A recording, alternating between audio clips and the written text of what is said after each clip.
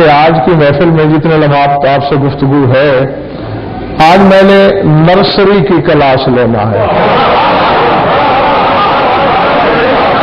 مانیے جو علمی پیچ و خم ہے اسے ہر صاحب علم نہیں سمجھ پاتا جب تک علم بانٹنے والے کی اطاعت نہ ہو۔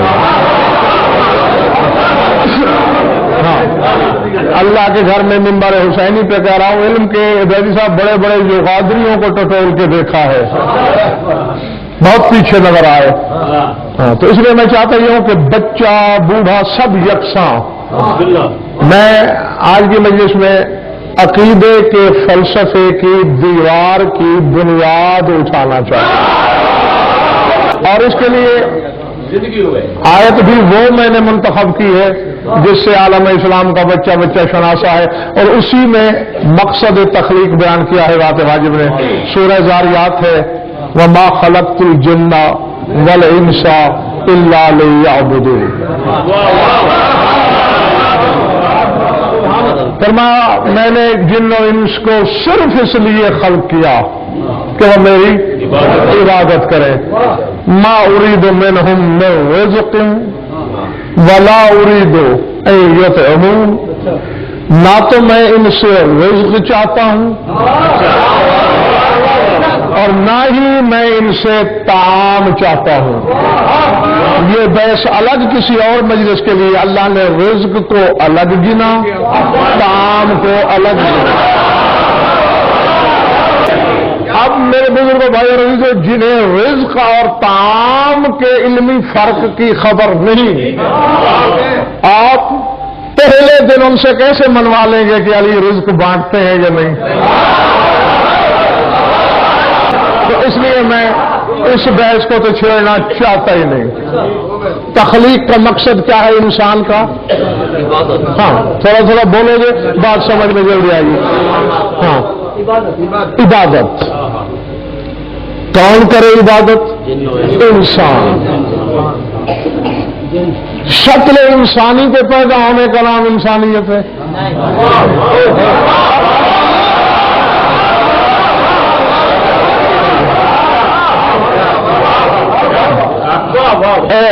صاحب، انسان بنیادی طور پر دو قسم کے، انسان تکوینی اور انسان تشریعی۔ تکوینی انسان ہونا کوئی کمال نہیں، یعنی کون میں، خلقت میں، تخلیق میں منتصب القامت ہونا، دو آنکھیں، ایک ناک، دو کان، دو ہاتھ، دو پاؤں رکھنا، سیدھا چلنا، کھلم کھلا بولنا، یہ انسان تکوینی کی شان ہے، یہ کوئی کمال نہیں۔ جب تک اسے آداب سے مؤدب نہ کیا جائے اس وقت تک حقیقی انسان بن ہی نہیں سکتا۔ جس کی دلیل یہ ہے، انسان کا ایک بچہ جا کے جنگل میں چھوڑاؤ، 20 سال کے بعد جا کے دیکھنا وحشی جانور میں اس میں فرق نہیں ہوگا، پھر تکوین کہاں گئی؟ جبکہ تمہارے مقابلے میں عام جانور کی تکوین میں کمال زیادہ ہے۔ مچھلی کا بچہ انڈے سے نکلتے ہی تیرنا شروع کر دیتا ہے بغیر کسی استاد کے۔ تو تکوینی انسان کی تو ایک دھیلا قیمت نہیں، تشریعی انسان کی قیمت ہے، یعنی لباس شریعت پہنا ہوا انسان، شرعی انسان دیکھنا چاہتا ہے، تکوینی نہیں۔ تکوین کیا ہے مولانا صاحبان؟ جب امکان مشیت سے جڑ جائے۔ اب یہ پھر مجبوری ہے کہ مجھے دو علمی لفظ بولنا پڑ گئے، امکان اور مشیت۔ یہ میں آپ کو مثال سے سمجھاؤں۔ آپ نے میرے سامنے دوات رکھی، کاغذ دیا، قلم پکڑایا کہ یہ آپ اختر زیدی صاحب کے نام رقہ لکھ دیں۔ اب میں نے قلم کی نوک پر سیاہی کا قطرہ لیا، اب یہ جو قطرہ ہے اس ایک قطرے میں الف سے یہ تک سارے حرف چھپے ہوئے ہیں، میں جو چاہوں لکھ لوں، یعنی قطرہ وہی ہے، الف لکھ لوں، بے لکھ لوں، جیم لکھ لوں، لام لکھ لوں، دال لکھ لوں، نون لکھ لوں، یہ جو چاہوں. ہاں یہ اور بات ہے جب میں نے الف لکھ لیا تو بس اب وہ الف ہے.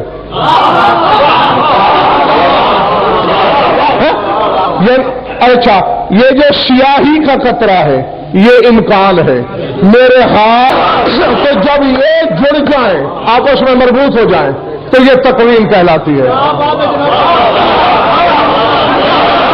اسی تکوین کی کرشمہ سازیاں ہیں. اسی سے سور بھی بنتا ہے, اسی سے انسان بھی بنتا ہے, اسی سے کافر بھی مشرک بھی, لیکن اس کی کوئی قدر و قیمت نہیں. اللہ کو شرعی انسان چاہیے.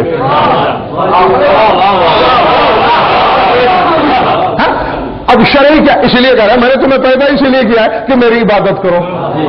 اچھا تو یہ سب عبادت کریں, ساجد کیسے کریں عبادت؟ میرا پیغام آپ تک پہنچا. وزن فرق کچھ کہنا چاہتا ہے, وضاحت نہیں. سرگرائی ٹاؤن میں یہی رہتا ہوں, آپ نے رکشا پکڑا, ٹیکسی پکڑی, اپنی گاڑی نکالی, ادھر آ گئے. تو کیا کہا تھا آپ نے؟ اب اللہ تک نہ کوئی رکشا ٹیکسی جاتا ہے, نہ کوئی بس میں جہاز, نہ وہ ہم میں مل بیٹھے. اب اس سے کیسے پوچھیں؟ میں نے اسی لیے کہا آج بالکل کچی پہلی کی کلاس ہے.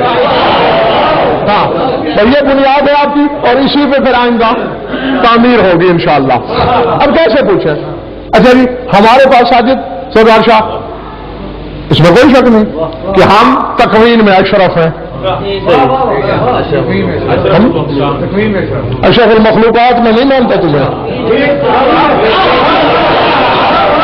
تکوین میں اشرف ہو تم. بس جو بات عقل اور علم تسلیم کریں گے میں وہ مانوں گا. میں لکیر کا فقیر نہیں ہوں کہ جو پہلوں نے کہہ دیا چاہے کسی الو کے پٹھے لگاؤ تو میں بھی کہہ دوں. ہاں تم تکوین میں ضرور اشرف ہو. اشرف المخلوقات اسے کہتے ہیں جو تمام مخلوقات سے افضل ہو.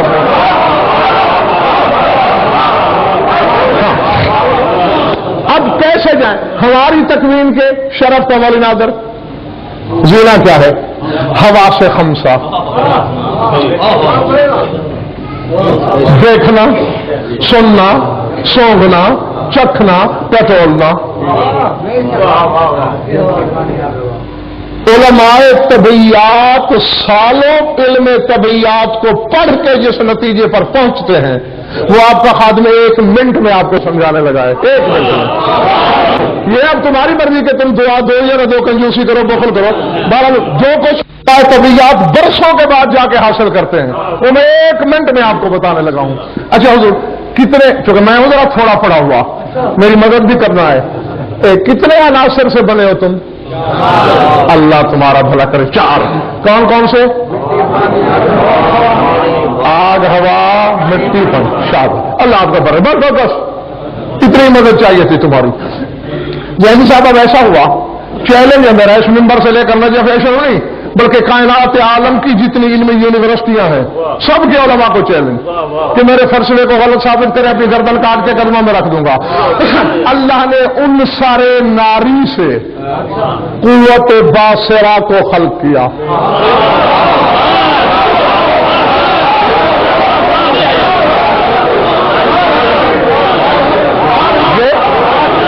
یہ ان سارے ناری کا کرشمہ ہے کہ آپ دیکھتے ہیں. ان سارے ہوائی سے قوت سامعہ کو بنایا.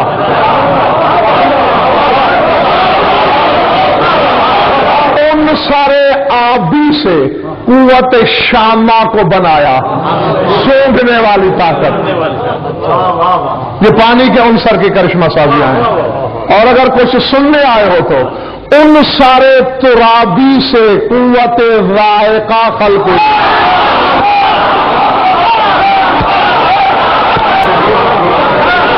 جی جی اگر تراب نہ ہوتی, قوت ذائقہ نہ ہوتی, آخری بندے تک جاؤ, فلاسفہ قرآن تک غضنفر کا چیلنج لے جاؤ. کیا طلسم کبریائی ہے؟ ذائقہ تراب کا, نمک ابو تراب کا. اسی لیے نمک اور علی کی عدد برابر ہیں. نون کی عدد 50, میم کے 40 اور کاف کے 20, 110 اور علی کے بھی 110. تو بہرحال یہ تو جملہ مطلقہ کہا. تو قوت ذائقہ، قوت باصرہ آگ سے، قوت سامعہ ہوا سے، قوت شامہ سونگنے والی پانی سے، اور قوت ذائقہ مٹی سے، اور چاروں عناصر سے قوت لامسہ. جی یہ ایک قوت ہے سرزیدی جو آ کے ہمیں اشرف کرتی ہے دیگر عناصر سے، حیوان سے، نباتات سے، جماعتات سے، اندار ٹٹول کے کسی شے میں امتیاز نہیں کر سکتا، ہم کر سکتے ہیں. اور اچھا یہاں چاروں عناصر کیوں ہیں مولانا صاحبان؟ اگر مثلا عنصر نار سے ہوتا تو ہم آتشی چیزوں کو تو ٹٹول سکتے تھے، بادی کو نہیں. اگر ہوا سے ہوتا تو رابی کو نہیں. اسی لیے چاروں کے چاروں عناصر. تو اب بتاؤ مجھے کون سا عنصر ہے جس کو زینہ بنا کے تم اللہ تک پہنچو گے؟ بولو بولو.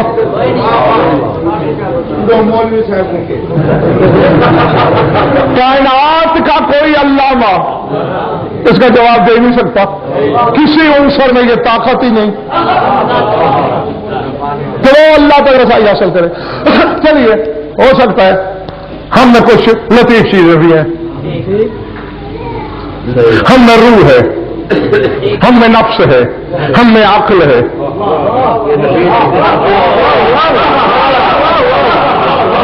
کیا ان تینوں کو زینہ بنا کے ہم اللہ تک پہنچ سکتے ہیں؟ بولو بھائی. نفس کیا ہے؟ جسم اور روح کی مابین علاقائی منزل. کبھی مکان تعمیر ہوتے دیکھیں تم نے؟ اینٹ پہ اینٹ رکھی جاتی ہے، خالی رکھو تو دیوار گر جاتی ہے.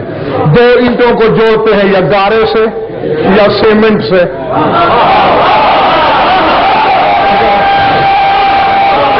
اب بدن کثیف، روح لطیف.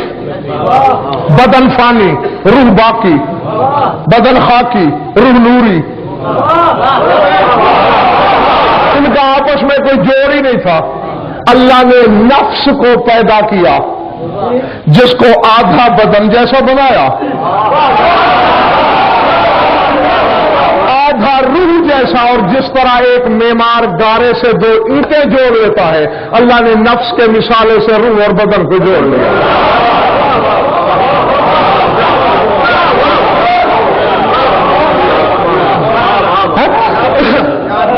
جی اور یقین مانیے میں نے کائنات کا ہر مسئلہ اپنے باڈی سے حل کیا ہے. ہاں کیونکہ اللہ قرآن میں کہہ رہا ہے سنوريهم آياتنا في الآفاق وفي أنفسهم حتى يتبين لهم أنه الحق. میرے آفاق میں بھی نشانیاں رکھی اور تمہارے اپنے نفوس میں، تاکہ تم پہ حق واضح ہو جائے.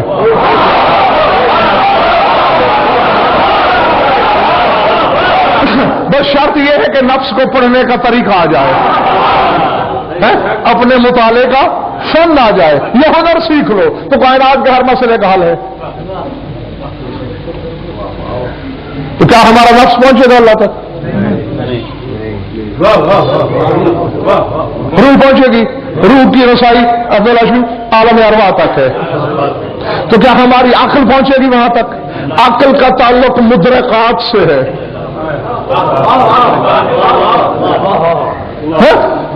عالم ادراک سے پرے کی چیز تک تو اس کی رسائی ہی نہیں. پھر یہ کیسے پہنچے گا؟ جو چیز ہم نے دیکھی، مثال کے طور پر آپ نے سن رکھا ہے امریکہ ہے. میں ابھی حلفاً سارے سامعین سے پوچھوں نا کہ اپنے تصور میں بتاؤ امریکہ کیسا ہے. جتنے بندے ہو اتنی امریکہ کی تصویریں ہوں گی. ہر شخص اپنے خیال. جب تم بندے کی بنائی ہوئی شے کا تصور ایک نہیں قائم کر سکتے،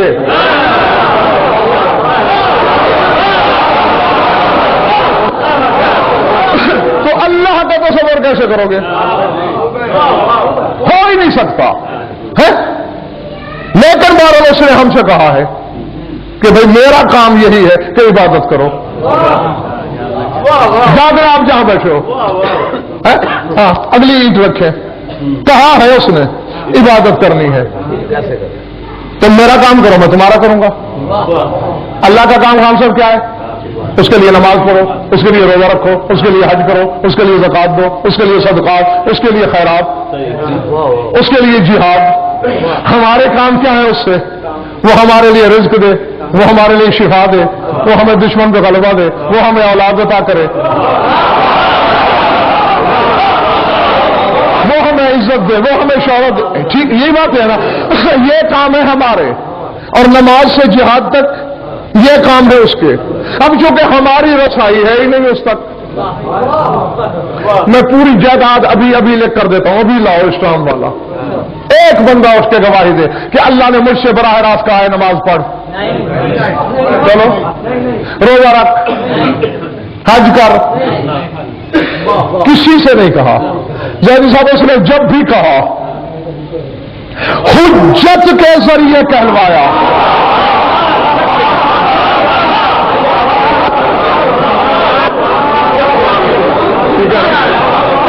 جب بھی مکلفین کو کہا، اللہ نے نہیں کہا کسی سے، حجت کے ذریعے. حجت نے آ کے کہا نماز پڑھ، روزہ رکھ، حج کر، زکات دے، خمس دے، جہاد پر نکل.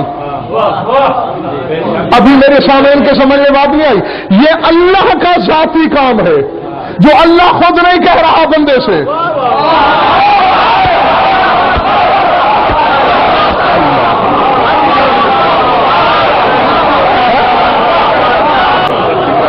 حالانکہ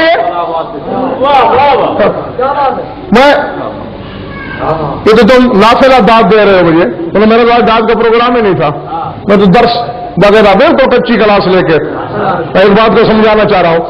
یعنی حجت کے ذریعے اللہ نے اپنا کام خود نہیں کیا، حجت سے کرایا. تو یارو ہوش کی دعا کرو. جب اللہ اپنا کام خود نہیں کرتا، حجت کے ذریعے کرتا ہے، تجھے روٹی خود کیسے دے گا؟ جب یا تو وہ ہم سے بھی کہے نماز پڑھ، روزہ رکھ، پھر ہم سے کہہ سکتا ہے بیٹا لے، شفا لے، رزق لے. نہیں کہا. حجت نے کہا نماز پڑھ. اب جس کے کہنے سے ہم نے اس کا کام کیا،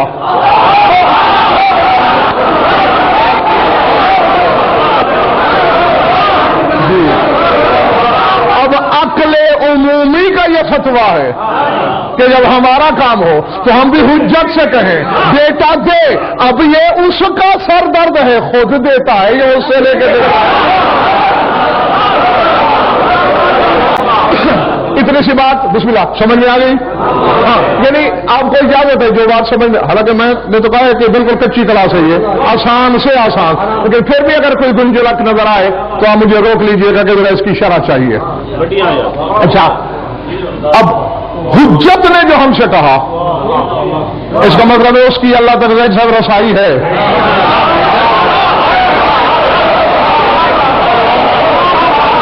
بالکل وہی مثال جو میں پہلے دے چکا ہوں.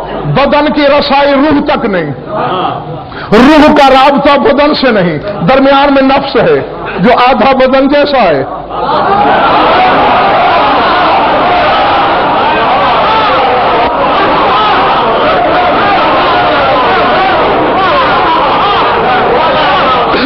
اور اس کو کہتے ہیں ذو جنبتین. یہ دو جنبے رکھنے والا، دو بود رکھنے والا نفس. ذو جنبتین ہے، بدن جیسا بھی ہے، روح جیسا بھی ہے، اور دونوں اپنے مقام پر مطمئن اور خوش ہیں. بدن خوش، میرا اپنی جنس سے رابطہ ہے.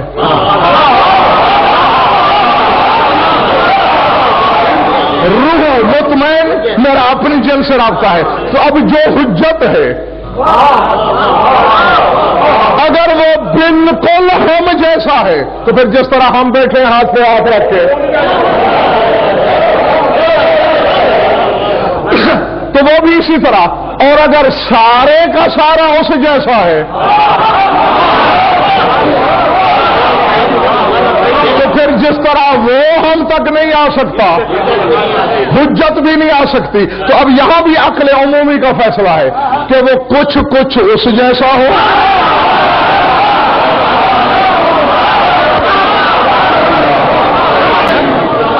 سمجھ آ رہی بات؟ وہ سارے کا سارا اس جیسا ہو تو ہم تک نہیں آ سکتا۔ جیسے اللہ ہاں قادر ہونے کے بعد اس کا ہم سے رابطہ ہی نہیں، اور سارا ہم جیسا ہو تو اس تک نہیں پہنچ سکتا، تو کچھ اس جیسا، کچھ ہم جیسا۔ بس یہی عقیدہ ہے دوستو، جو اللہ کی کسی حجت کو سارا اس جیسا کہو، جوتے مار مار کے سلو کے پٹھے کا بوتھا لال کر دو،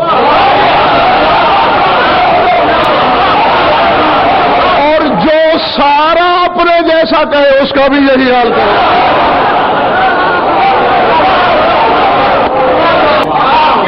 سمجھ آئی بات؟ پچھلے دوست بھی سمجھ رہے ہیں میری باتیں؟ ہاں جیتے رہو۔ اچھا نہیں، میں اب جو کہ کچھ اس جیسا ہے، سارا نہیں، اور کچھ ہم جیسا ہے، پورا نہیں، یہ کیا ہوگا؟ اس کو کہتے ہیں نوع برزخ۔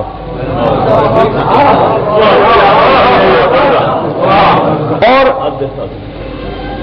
معلوم ہے، تم بھی یاد رکھ لو، یہ نوع برزخ کائنات کی ہر نو میں ہوتی ہے، ہر نو میں۔ یعنی اب میں اگر اس وقت نو اور جنس کے فلسفے میں الجھ گیا تو پھر ہفتہ تو اسی بحث میں گزر جائے گا۔ کوشش یہی ہے کہ آسان سے آسان لفظوں میں، اور جو بات سالوں میں حاصل ہوتی ہے وہ لمحوں میں تمہیں دی جائے۔ اچھا یہ دیکھیں، موالید میں سب سے پست درجہ کس کا ہے؟ جمادات کا۔ جمادات، پھر شادباش، میں جانا میری مدد کرتے رہنا، میں ہوں تھوڑا پڑا ہوا۔ نباتات کے بعد حیوانات، اور پھر انسانات۔ اللہ تمہارا بھلا کرے۔ اب دیکھیں حضور، ان تمام اجناس میں ایک نوع برزخ ہے۔ اب دیکھیں، یہ جتنے پتھر وغیرہ ہیں یہ سب جمادات ہیں، ان پتھروں میں ایک نوع برزخ ہے۔ ویسے تو کئی ہیں، میں آپ کو ایک مثال دے رہا ہوں۔ اور نوع برزخ کا کام کیا ہوتا ہے مولانا نادر؟ وہ اپنی نو سے اوپر نکل جاتی ہے، اپنے سے اوپر والی نو سے نیچے رہتی ہے۔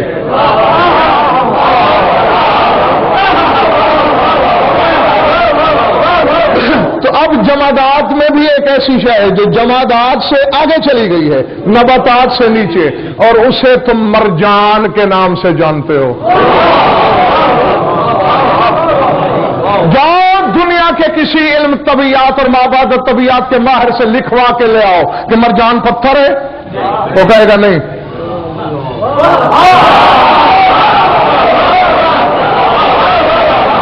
اسی لیے مرجان کان میں نہیں ہوتا، اس کی جھاڑی ہوتی ہے، یعنی شکل اس نے نباتات کی اختیار کر لی ہے، نگینا اس کا پتھر کی طرح ڈھلتا ہے کیونکہ جنس میں پتھر ہے۔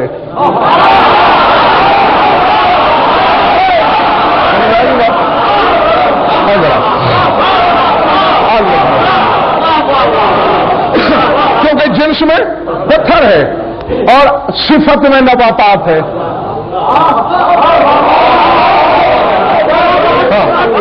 تو یہ مرجان۔ اب اسی طرح حقیقت میں ایک اور چیز ہوتی ہے جسے مرداد کہتے ہیں، اس بحث کو میں چھیڑنا نہیں چاہتا کیونکہ وہ نام آپ نے سنا ہوا ہی نہیں ہے، میں نام مانو اس سلسلہ میں جانا نہیں چاہتا، اور وہ رب نو کہلاتی ہے ان چیزوں کی۔ تو اب یہ مرجان جو ہے یہ نوع برزخ ہے جمادات اور نباتات کے درمیان۔ اچھا، جتنے یہ درخت وغیرہ، بوٹیاں، یہ سبزے گھاس وغیرہ، یہ نباتات ہیں، ان میں بھی ایک نوع برزخ ہے جو نباتات سے اوپر نکل گئی ہے، حیوان سے تھوڑی نیچے رہ گئی ہے، اور اسے آپ کھجور کے نام سے جانتے ہیں۔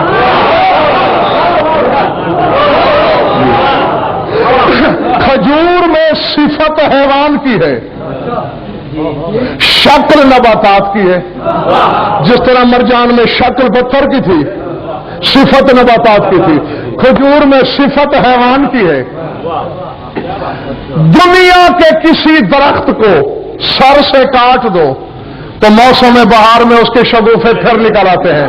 کھجور کا سر کاٹ دو تو جیسے ہے سے، تو یہ کھجور نباتات اور حیوان کے درمیان نوع برزخ ہے. میرا خیال اس سے آسان نہیں ہو سکتا. اچھا، حیوان اور انسان کے درمیان بھی ایک نوع برزخ ہے جو حیوان سے اوپر نکل آئی ہے، انسان سے نیچے رہ گئی ہے. اور آپ کے معاشرے میں مثالیں اور ہیں، لیکن میں مثالیں بھی وہی دے رہا ہوں جسے بچے بھی جانتے ہیں. آپ کے سامنے اس کی جو مثال ہے وہ بندر اور طوطا ہے. بندر نقص کی حد تک، طوطا کمال کی حد تک. یہ حیوان سے آگے نکل گیا ہے، انسان سے نیچے، اسی لیے تو بولنے لگ جاتا ہے طوطا. انسان کو حیوان ناطق کہتے ہیں نا، نطق انسان کا کمال ہے. میں نے کتابوں میں پڑھا ہے جیدی صاحب کہ مصر میں صدیوں پہلے ایک طوطے کو پورا قرآن حفظ تھا.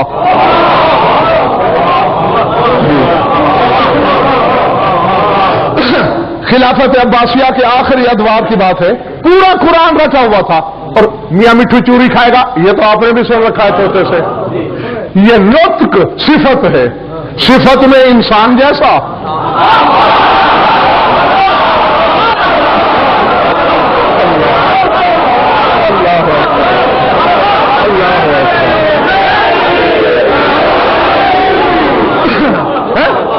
صفت میں انسان جیسا، شکل میں حیوان جیسا، مرجان شکل میں پتھر جیسا، صفت میں نبات جیسا، کھجور شکل میں نبات جیسی، صفت میں حیوان جیسی، طوطا شکل میں حیوان جیسا، صفت میں انسان جیسا. تو اب عقل گردن پہ پاؤں رکھ کے منواتی ہے کہ انسان کے بعد بھی ایک نوع برزخ ہونی چاہیے جو شکل میں انسان جیسا، صفت میں رحمان جیسا.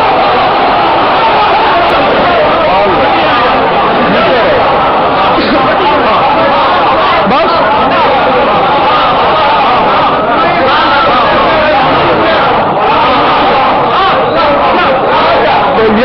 یہی پہلی ایسی نوع برزخ. ہاں، گو کہ ابھی انواع کے مراحل ہیں وہ میں نے چھوڑ دیے. ہاں، صرف موٹا موٹا درس دینا تاکہ جو آپ کو یاد بھی رہ سکے، رٹانا بھی ہے نا ساتھ کے ساتھ. اور یہی پہلی اینٹ ہے آج درس عقیدہ کی. ذات واجب. اب کیا کیا جائے؟ نا جو میرے پاس ہے یہ میرا کمال ہے.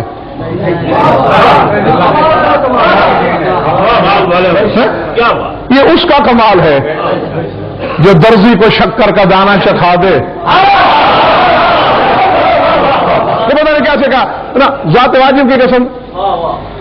بات صاحب وہی ہے میرے مولا علی کا فرمان ہے کہ الناس آباء ما جاہلوا، لوگ جس چیز سے جاہل ہوتے ہیں اس چیز کے دشمن ہوتے ہیں.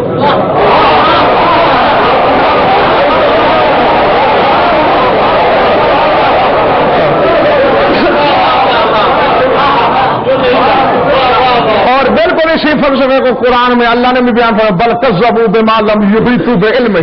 اللہ فرماتے ہیں کہ جس چیز کا انہیں علم ہی نہیں ہے اسے جھٹلانا ہی ہے، اور کیا کریں گے. اب اور اس میں بخدا آپ پھر بھی ان معاملات میں بڑے بڑوں سے آگے ہو. ہاں کیا ہے، کیونکہ دیکھو نا اتنے بلکہ اس سے بھی چھوٹے ہو تو اتنے تو مجلس میں آنے لگتے ہو. یہاں پہ سیکھتے جب تمہاری جوانی کا آغاز ہوتا ہے پتہ نہیں تم کیا سے کیا ہو جاتے ہو. میں نے تو بخدا بڑے بڑے جبہ دستار والوں کو ٹٹولا ہے.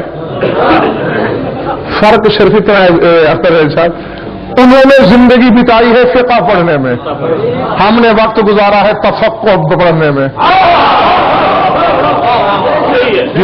فقہ اور لیس الفقہ بدون تفقہ، بغیر تفقہ کے فقہ باطل ہے. میں آپ کو مثال دیتا ہوں. فقہ ہے کہ نماز سے پہلے وضو کرو، یہ فقہ ہے.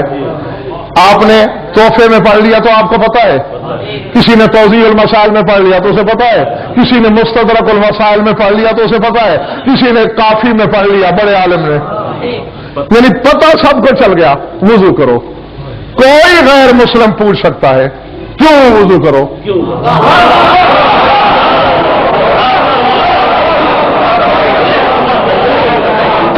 اس کیوں کے جواب کے آنے کا نام تفقہ ہے، اور وہ زہرا کی جوتیوں کے صدقے ہمیں آتی ہے۔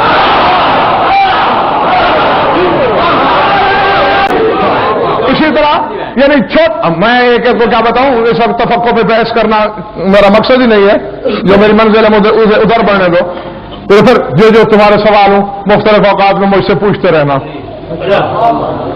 ہاں، وضو سے لے کر توحید تک کے مسائل کی جو تفقہ ہے، میں خیبر شکن کی پاپوش کے صدقے میں تمہیں بتاؤں گا اس میں یہ ہے، اس میں یہ ہے، اس میں یہ ہے، اور عقل و نقل دونوں سے بتاؤں گا۔ عقل بھی تسلیم کرے گی، ساتھ فرمان بھی دکھاؤں گا۔ تو اب جس بیچارے کو پتہ ہی نہیں ہے، اور اگر تفقہ ہو، اختلاف جیسا وہی ہوتا ہے جہاں تفقہ نہ ہو، جہاں تفقہ نہ ہو وہاں اختلاف ہو ہی نہیں سکتا۔ ہاں، تو اب یہ بات آپ سمجھ گئے نا کہ ایسی نوع برزخ ہے حجت، جو شکل میں انسان جیسا، صفات میں یزدان جیسا،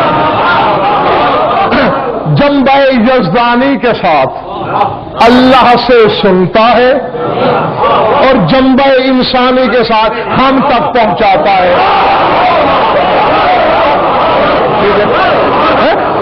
اللہ اس سے کہتا ہے لوگوں سے کہو نماز پڑھیں،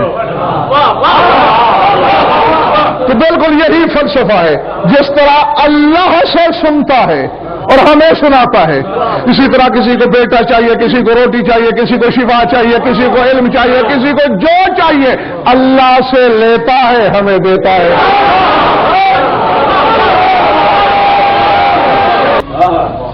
چلو میں تھوڑا سا درس یہ ساجد نفسی بھی دے دینا چاہتا ہوں، تھوڑا سا راستہ بنا دیتا ہوں اسی پہ سفر کرنا، یعنی تنہائیوں میں بیٹھ کے اپنے آپ پر غور کرنا۔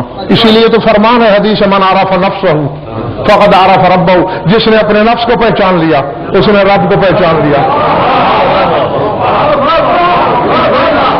جی یعنی نفس پہ غور کرو۔ یہ لوگ قیامت کو ویسا نہیں مانتے تھے پہلے زمانوں میں کہ قیامت کیسے آئے گی۔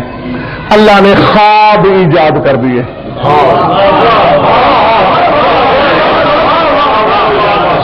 جی خواب ایجاد کیے۔ اچھا، تمہارے رسول کے زمانے میں اعتراض پیدا ہو گیا کہ یہ موت کیسے ہے؟ رسول نے فرمایا النوم اخو الموت، نیند اور موت بہن بھائی ہیں۔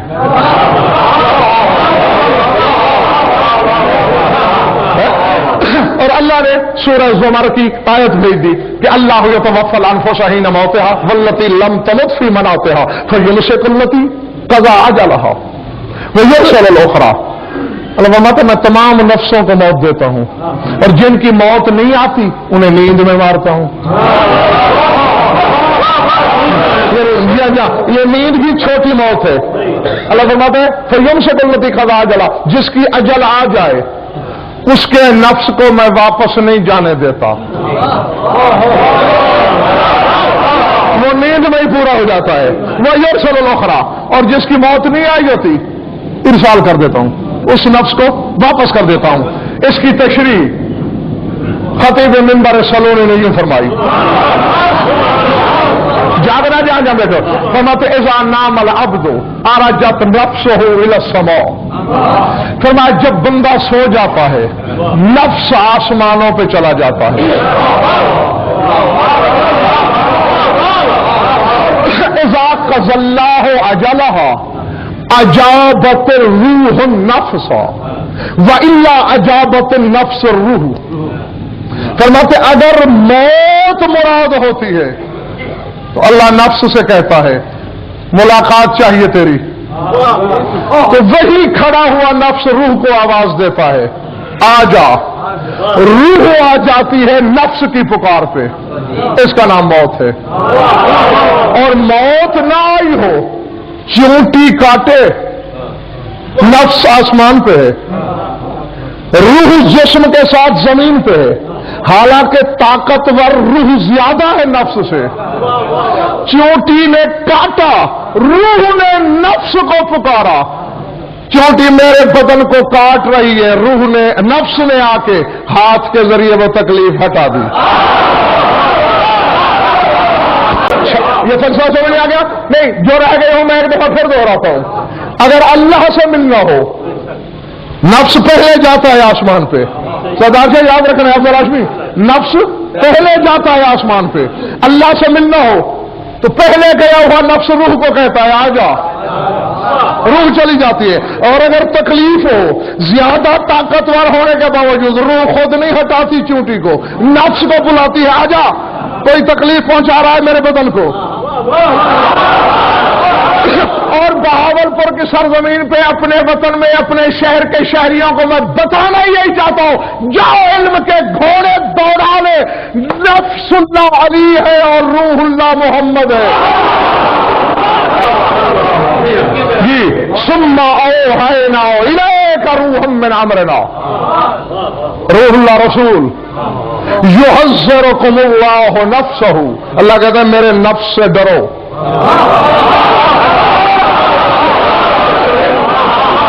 نفس اللہ علی، روح اللہ محمد۔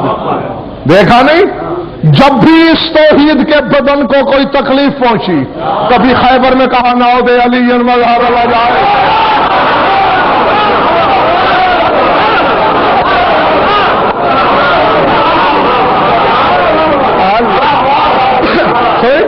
اسی لیے ہاں، جہاں بھی بدن کو تکلیف پہنچے تو نفس کو بلاتی ہے روح۔ نہیں، اب جانے نہیں دوں گا میں۔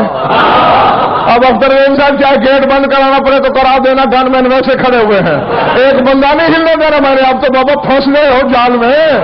جی ہاں، جی ہاں، اب جس طرح تکلیف میں روح میں طاقت بھی زیادہ ہے، بلاتا نفس کو ہے، لیکن جب اللہ سے ملنا ہو نفس آگے جاتا ہے، روح پیچھے، تو پھر ماں شب معراج علی آگے آگے نبی۔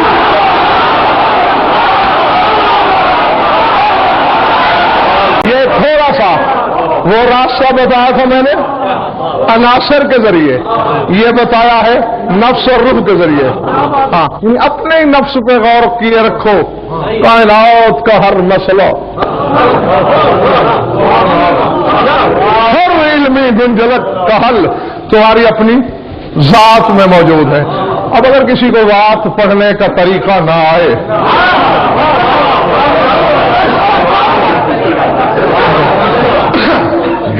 کہ اپنے نفوس کی صفات پہ غور کرو، کیا کیا صفت ہے تمہارے نفس میں، کیا کیا حقائق ہیں اس کے، کیا کیا کرتا ہے۔ اچھا، بس ایک میں تمہارے کہنے پہ تھوڑا سا مزید اور راستہ ختم، حالانکہ میں تھک چکا تھا، اتنی توقع بھی نہیں تھی مجھے پڑھنے کی۔ نفس کتنے ہیں تمہارے بدن میں؟ ایک ہے۔ اعضاء کتنے ہیں بدن کے؟ لا تعداد۔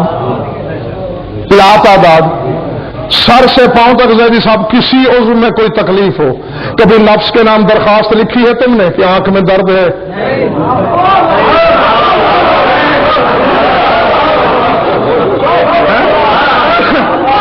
ایڑی دکھ رہی ہے، کمر کا موڑا ہل گیا ہے؟ نہیں، نفس خود بے قرار ہے۔ یعنی ایک ہو کر بھی اقلیم بدن کے ذرے ذرے پہ اس کی نگاہ ہے۔ تو جب تمہارے نفس کی یہ حالت ہے، نفس اللہ کی حالت کیا ہے؟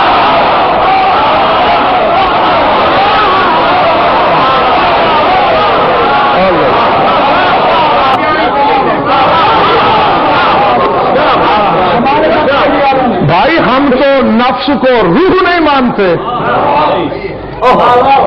آگے کیا مانیں گے؟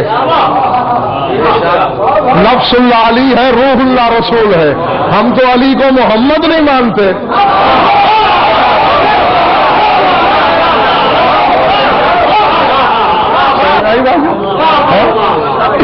یہی تو تمہارے اور ہمارے شعور میں فرق ہے۔ ہم جسے محمد نہیں مانتے اسے خدا کیسے مانیں گے؟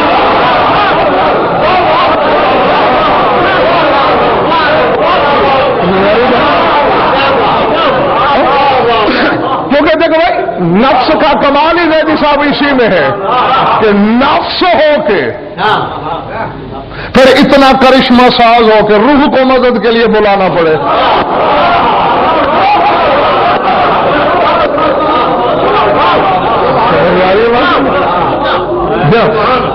تو آج یہ 3 گوشے میں نے آپ کو بتائے اور میں یقین رکھتا ہوں، امید ہی نہیں بلکہ یقین رکھتا ہوں کہ بچوں نے بھی کچھ نہ کچھ اس سے حاصل کیا ہوگا. یہ ہے آج ہماری پہلی عید، خشت اول جو ہم نے رکھی ہے، اور اسی طرح پھر آنے والے برسوں میں اگر زندگی باقی تو انشاءاللہ اس کی آہستہ آہستہ آہستہ آگے تعمیر. ہمارا اتنا سا بھی بخدا عقیدہ ایسا نہیں ہے جو قرآن سے تصادم رکھتا ہو، حدیث سے مخالف ہو یا عقل سے اس کا ٹکراؤ ہو. ہاں، ہم خلاف عقل کوئی بات کرتے ہی نہیں، کیونکہ ہم امت اس کی ہے جسے زمانہ عقل اول کہتا ہے.